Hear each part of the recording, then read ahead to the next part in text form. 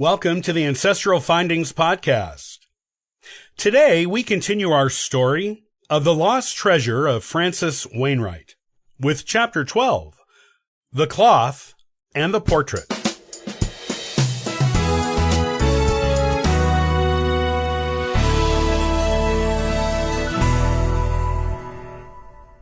Well, what does it say? Grace asked with impatience. If the portrait of Philippa wasn't the treasure, then what was? A colonial-era portrait of an actual colonist, particularly a woman, was one of the rarest of finds in American history. Of course, Francis couldn't have known that, being a colonist himself. That was the knowledge that would only come with the passage of a century, or maybe more. James handed the miniature portrait to Christine, who held it in her hands with reverence and lifted the ancient cloth to the light, trying to make it easier to read the faded ink scrawled upon it. "My dearest Philippa," James read aloud, squinting, turning the cloth this way and that to make the ink more readable.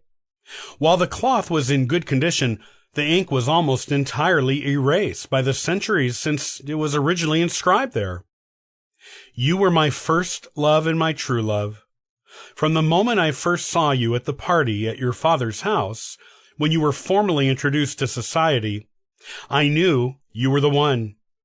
You became my wife, the mother of my children, my friend and confidant, my everything. Losing you was the most painful thing I ever went through in my life, and were it not for our beautiful children, who each remind me so much of you in their own ways, I do not know how I would have gotten through it.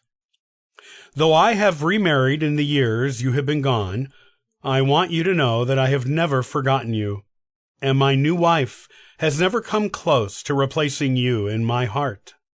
You, of all people, would understand how I needed a companion to comfort and help me in my old age. And I love her in my own way, but no one could ever compare to you. What concerns me most now is that you will be forgotten once our children and grandchildren have gone on to heaven to join us. I do not mind if no one remembers the name of Francis Wainwright, but the world must always remember you, my love. I will see to it. I have become an even wealthier man now than I was when you were taken from me. My treasure is well known. I will use it, all of it, beyond the bequests I must make to our children and grandchildren, to ensure the world not only always remembers you, but knows just what a treasure you were to your family, and most of all, to me. Your loving husband now and, for eternity, Francis Wainwright." "Wow," Emily sighed, wide-eyed. "He really loved her." Christine nodded. "He sure did. What a beautiful love story, and it's in our family. He obviously wrote this after she died and hid the miniature away with it." "Why would he do that?" Adam wanted to know. With portraits being so rare and expensive back then, this was probably the only image he had of her.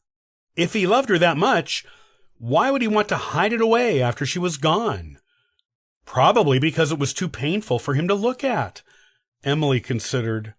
But it seems like he would want to leave it to his children, so they could have an image of their mother. Grace put a finger to her lips and thought for a moment.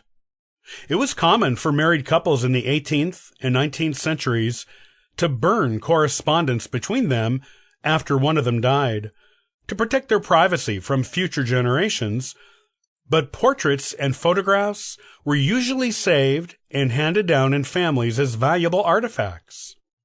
Why would Francis hide the portrait and not hand it down? "I think I know," Grace announced. "He probably intended to leave it to one of his children, probably the oldest son, oldest daughter, or whatever child cared for him in his old age. Those were the children who received the most valuable possessions of their parents in those times.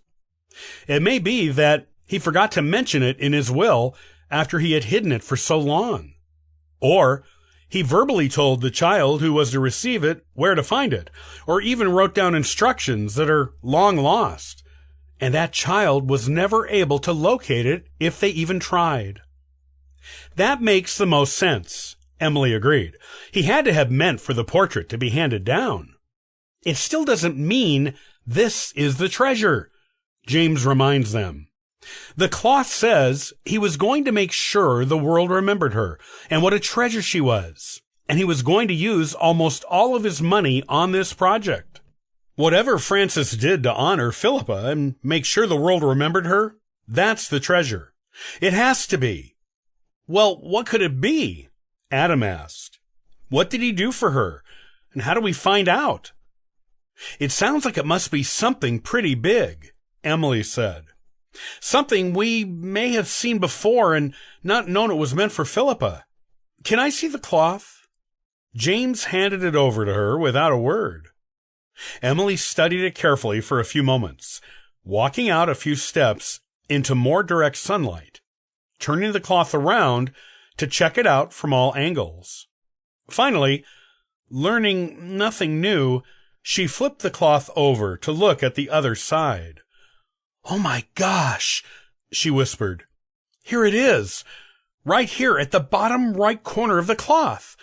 A record of payment." "Is it in Francis's handwriting?" Grace asked.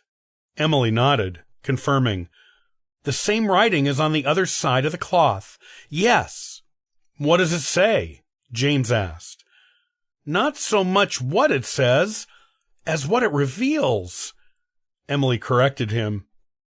"Francis recorded paying 10,000 gold crowns to a man named Samuel Pope. It does not say for what." Grace stared at her, incredulous. "Do you know how much money 10,000 gold crowns would be in today's currency? Enough to build a palace." "We need to find out what Samuel Pope did for Francis that cost so much money," Christine says. "That is what will lead us to the treasure."